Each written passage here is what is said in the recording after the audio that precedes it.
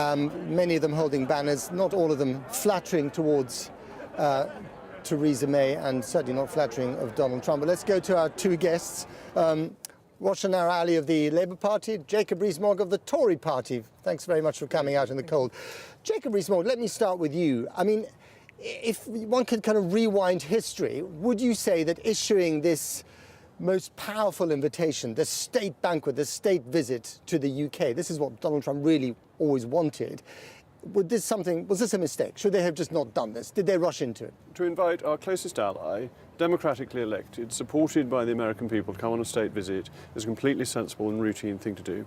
Labour governments invited Ceausescu and Putin on state visits. We are inviting the leader of the free world. It is a very sensible thing to do, and the reddest of red carpets should be rolled out when he comes. But within 8 days of taking office? I mean, he's been in office for a week. He's the American president. The speed of Mrs. May's visit and of this offer shows how close we are to America, a very long-standing ally, a country that has supported us on many occasions, and we them. We have the friendliest relations with them, and it's a proper democracy. All these comparisons that we've had with dictators and so on are absurd. That Mr. Trump is democratically elected, he is the leader of the free world, it is sensible to invite him, and it's in the British national interest. But the Prime Minister must have known the trouble was coming down the line. I mean, the last time he said the things that he's now actually doing, there was a petition signed by 500,000 people. They knew this was in the air, and now we've been told by Gary Gibbon that actually they were told about it. The Prime Minister had a brilliant success on her visit to Washington. She achieved Trump's support for NATO, which he had been wobbly on in the campaign. But can we trust him on that? That is essential to the security of our nation and to the security of Europe. And it is Mrs. May's achievement, and we can all sleep more soundly in our beds because of her. And if this was such a resounding success for Downing Street, why the uncomfortable 2-day wait before a decent response? Well, the Prime Minister likes to consider things. All you press and media... 2 days? The Prime Minister has to think things through and come out with reasoned views. The Prime Minister is not a commentator there to jump through hoops for the media. She is there to say what is right in the British national interest, and deliberation is a sign of strength. Roshan Ali, 56% of Americans polled today agree with this travel ban. The parts of the country that have signed this petition are the parts of the country that voted to stay in Europe. And we're seeing basically Brexit politics by other means, aren't we?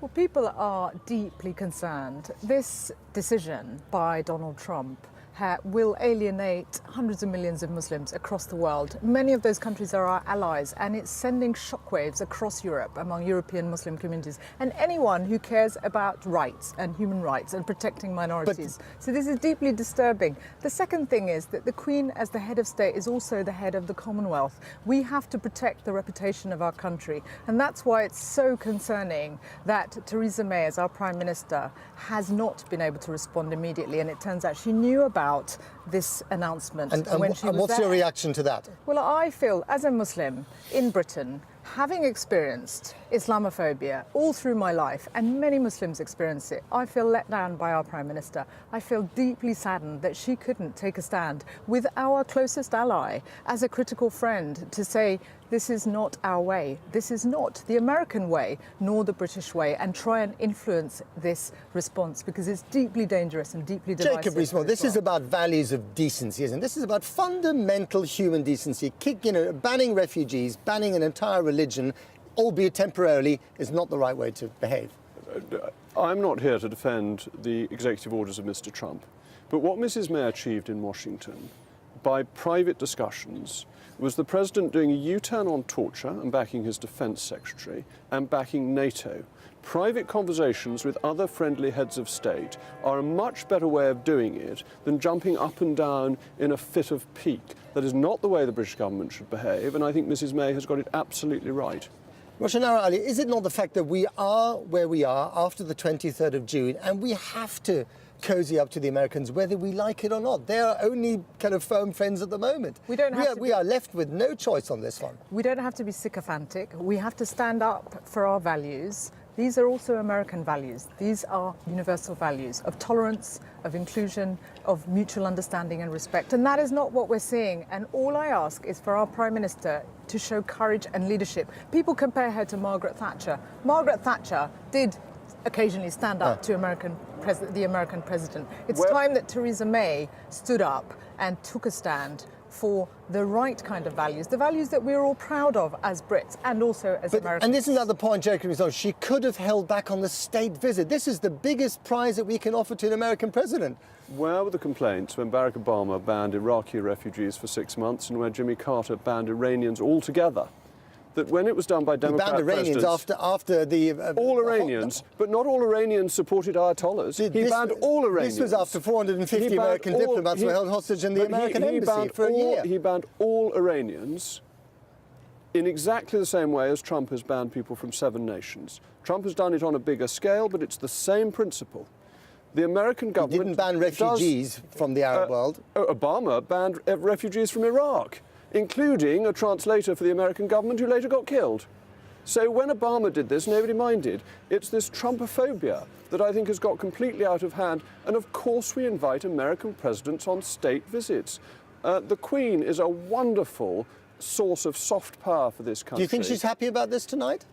The Queen is always happy because it's her constitutional duty to be happy, and the Queen always does her duty. May she live forever. Roshana, I mean, this is what is the way ahead here? We cannot uninvite the President of the United States. He's going to come to this country whether we like it or not, and at the end of the day, we need him on our side whether we like it or not. Yes, and it could be an official visit, not with the status of the state visit, because that damages our reputation in the world. And we need allies, not just as the Americans, but other allies. And we also need to protect the standing of the monarch, which this visit doesn't do as a state visit. Okay. The Queen's standing is above any single visit by far. Okay, well, we've got to leave it there. Jacob Rees-Mogg, Roshanara Ali, thank you very much indeed. And I think we now go to our reporter Fatima Manji, who is amongst the protesters a little further down the road here.